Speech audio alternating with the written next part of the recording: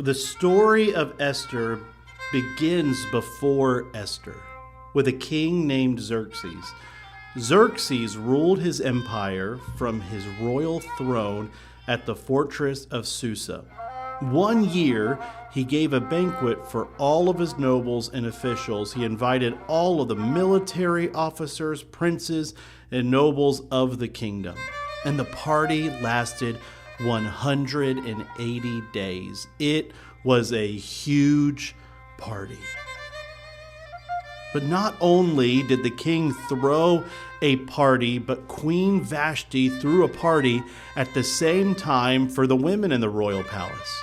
And on the 7th day of this huge party, King Xerxes had drunk too much wine and commanded his servants to bring Queen Vashti to him with the royal crown on her head. He wanted the nobles and all the other men to gaze on her beauty because she was a very beautiful woman. But when Queen Vashti heard that her husband was drunk and wanted to show her off to the people, she refused to come. This made the king furious. He burned with anger. He was so angry, he immediately consulted with his wise advisors who knew the law because he always asked their advice. And they met with the king regularly and held the highest positions in the empire. What should we do to Queen Vashti? What punishment does the law say we should do to a queen who refuses to obey the king's orders? Queen Vashti has wronged not only the king, but also every noble and citizen throughout your empire.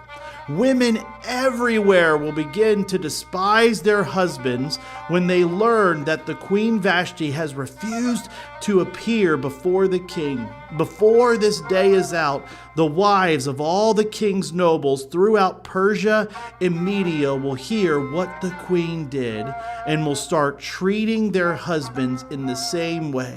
There will be no end to their contempt and anger.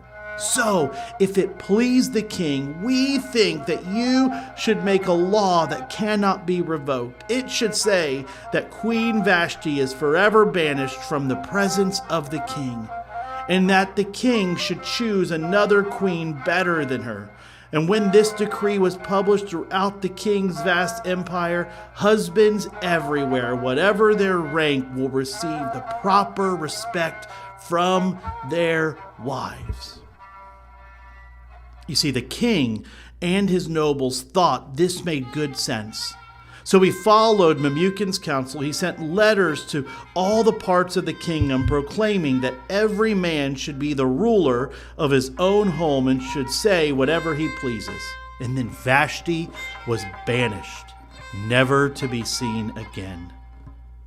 But after the king had calmed down, he began thinking about Vashti and what she had done and the decree that he had made, and he felt alone and sad. We should search the empire to find beautiful young women for the king. Let the king appoint searchers in each town to bring these beautiful women into the royal harem at the fortress of Susa. Haggai, the king's servant, is in charge of the harem. We'll see that they all are given makeovers, and after that, the young women who the king finds the most beautiful will be made queen instead of Vashti. The advice was very appealing to the king. So started the search. In that time, there was a Jewish man in the fortress of Susa whose name was Mordecai, son of Jair. He was from the tribe of Benjamin and was a descendant of Kish and Shimei. His family had been among those who had been exiled from Jerusalem by King Nebuchadnezzar. This man had a beautiful and a lovely young cousin, Hadassah, who also is called Esther. And when her father and mother died, Mordecai adopted her into his family and raised her as his own daughter. And as a result of the king's decree, Esther, along with many other young women, were brought to the king's harem at the fortress of Susa. And Haggai, the king's servant in charge of the harem, was very impressed with Esther and treated her kindly. He quickly ordered a special menu for her and provided her with beauty treatments. He also assigned her 7 maids specially chosen from the king's palace, and he moved her and her maids into the best place in the harem. Esther had not told anyone of her family's background because Mordecai had directed her not to do so. Every day, Mordecai would take a walk through the courtyard of the harem to find out about Esther and what was happening to her. And after her makeover, Esther was taken to King Xerxes at the royal palace, and the king loved Esther more than any of the other young women. He was so delighted with her that he set the royal crown on her head and declared her queen instead of Vashti. To celebrate the occasion, he gave a great banquet in Esther's honor for all of his nobles and officials, declaring a public holiday for the province and giving generous gifts to everyone. Even after Esther became queen, Esther continued to keep her family background a secret. She was still following Mordecai's directions, just as she did when she lived in his home.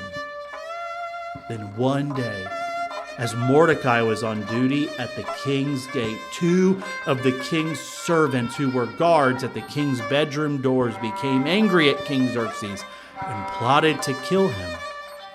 But Mordecai heard about the plot and gave the information to Queen Esther. She then told the king about it and gave Mordecai credit for the report. And when an investigation was made and Mordecai's story was found to be true, the 2 men were impaled on a sharpened pole. This was all recorded in the book of the history of the King Xerxes' reign.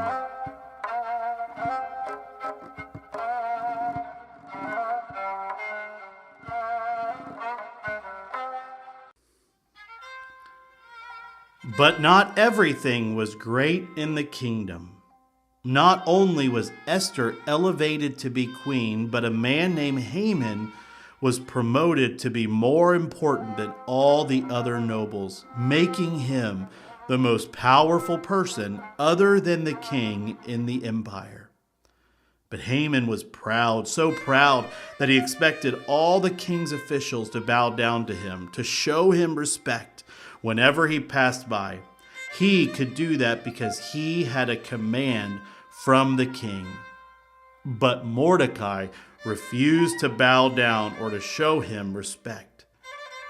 But some of the other important people were confused by this. "Mordecai, why are you disobeying the king's command?" They spoke to him day after day, but still he refused to obey the order.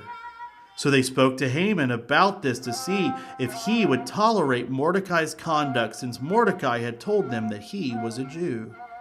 And when Haman saw that Mordecai would not bow down or show him respect, he was filled with rage. He had learned of Mordecai being a Jew, so he decided it was not enough to kill Mordecai alone. Instead, he looked for a way to kill all the Jews throughout the entire empire of Xerxes. So Haman planned that in about a year's time he would kill Mordecai, his family, and his people. There is a group of people who separate themselves from everybody else in the kingdom. Their laws are different from those of any other people, and they refuse to obey the laws of the king. So King Xerxes, you should let me kill them. You should issue a statement that they be destroyed, and I will give 10,000 large sacks of silver to the government to do with as they please. The king agreed. Confirming his decision, by removing his signet ring from his finger and giving it to Haman. The money and the people are both yours to do with as you see fit.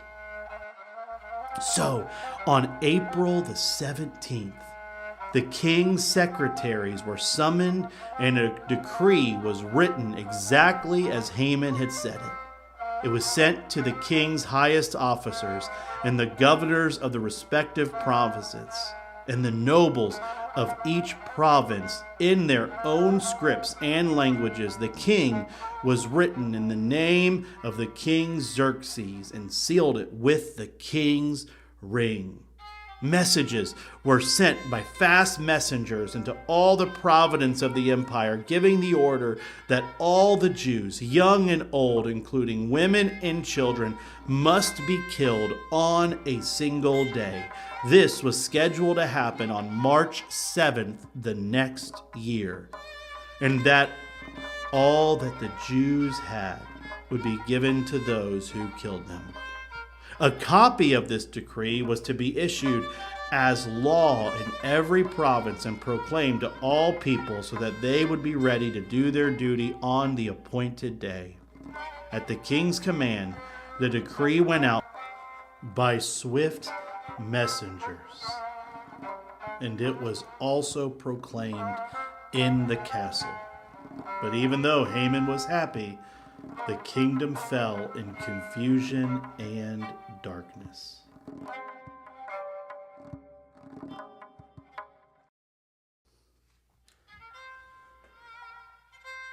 When Mordecai learned about the plot, he tore his clothes, put on burlap and ashes, and went out into the city, crying with a loud voice.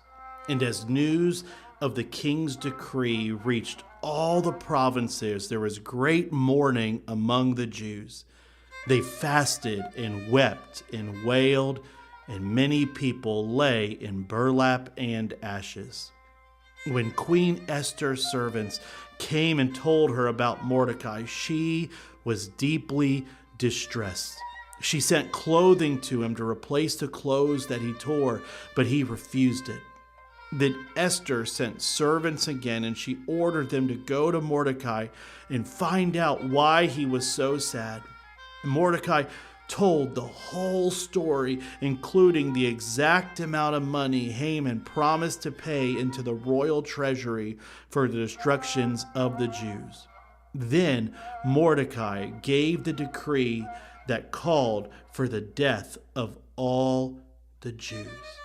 He asked the servant to show it to Esther and explain the situation to her. He also asked him to tell her to go to the king and beg for mercy and plead for the Jews. And when she heard this message, she replied back, "All the king's officials and even the people in the provinces know that anyone who appears before the king in his inner court without being invited is doomed to die unless the king holds out his gold scepter. And the king has not called for me to come to him for 30 days. So Hatak gave Esther's message to Mordecai. And when he had heard the message, he sent another one back. Don't think for a moment that because you're in the palace you will escape when all the other Jews are killed. If you keep quiet at a time like this, deliverance and relief for the Jews will arise from some other place, but you and your relatives will die. Who knows if perhaps you were made queen for such a time as this." And when she had heard his message, she had a big decision to make. Should she try to stay safe, or should she try to help her people? "Go and gather together all the Jews of Susa and fast for me. Do not eat or drink for 3 days, night or day. My maids and I will do the same. And then, though it is against the law, I will go in to see the king. If I must die, I must die." So Mordecai went away and did everything that Esther had ordered him. And on the third day of the fast, Esther put on her royal robes and entered the inner court of the palace, just across from the king's hall.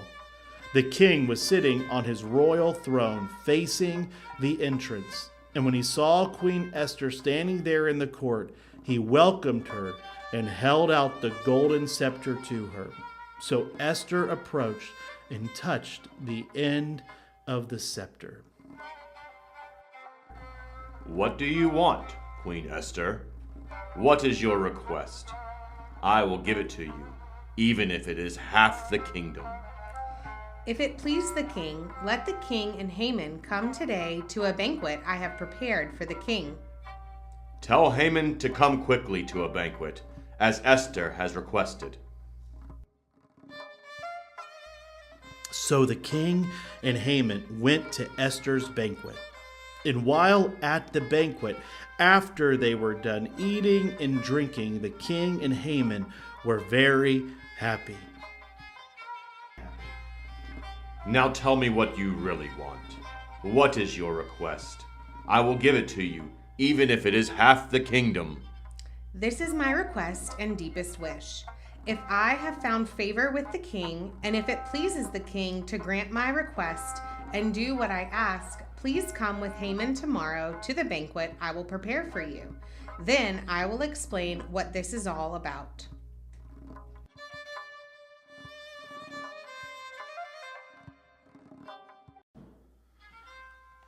Haman was a happy man as he left the banquet. But when he saw Mordecai sitting at the palace gate, not standing up or trembling nervously before him, Haman became furious. But instead of attacking him, he restrained himself and went home. Then Haman gathered together his friends and Zeresh his wife and boasted to them about his great wealth and his many children. He bragged about the honors the king had given to him and how he had been promoted over all of the other nobles and all of the other officials. And that's not all. Queen Esther invited only me and the king himself to a banquet she prepared for us. And she has invited me to dine with her and the king again tomorrow.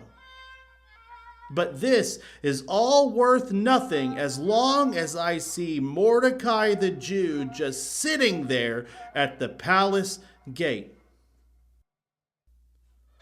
Well, you should set up a sharpened pole that stands 75 feet tall, and in the morning ask the king to impale Mordecai on it.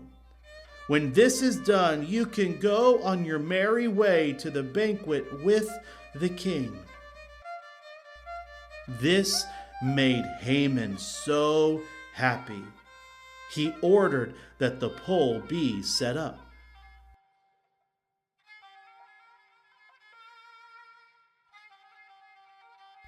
And that night, the king had trouble sleeping. So he ordered an attendant to bring the book of the history of his reign so it can be read to them. And in those records, he discovered how Mordecai had discovered the plot of Bigantha and Teresh, two of the servants who guarded the door of the king's private quarters. They had plotted to kill King Xerxes. What reward or recognition did we ever give Mordecai for this? Well, King, nothing has been done for him. Who is here that can do something for Mordecai? As it happened, Haman had just arrived in the outer court of the palace to ask the king to impale Mordecai on the pole that he had prepared. Well, Haman is out in the court right now. Bring him in. Haman, what should we do to honor a man who truly pleases me? Now Haman thought to himself, Whom would the king wish to honor more than me? Well, if the king wishes to honor someone, he should bring out one of the king's own royal robes, as well as a horse that the king himself has ridden, one with the royal emblem on its head. Let the robes and the horse be handed over to one of the king's most noble officials, and let him see that the man whom the king wishes to honor is dressed in the king's robes and led through the city square on the king's horse, and have the officials shout as they go, "This is what the king does for someone he wishes to honor." Haman, that is a great idea. Quick, take the robes and my horse, and do just as you have said for Mordecai the Jew, who sits at the gate of the palace. Leave out nothing you have suggested.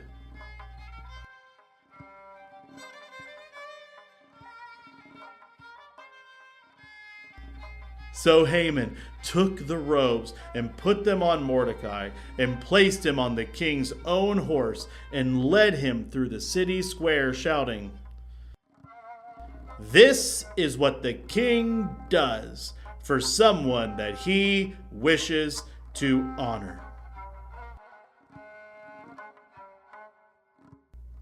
Now afterward, Mordecai returned to the palace gate, but Haman hurried home, totally humiliated.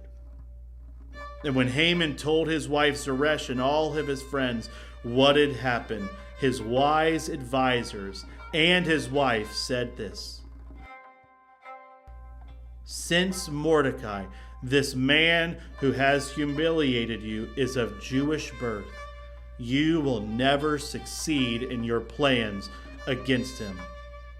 It will be fatal for you to continue to oppose him."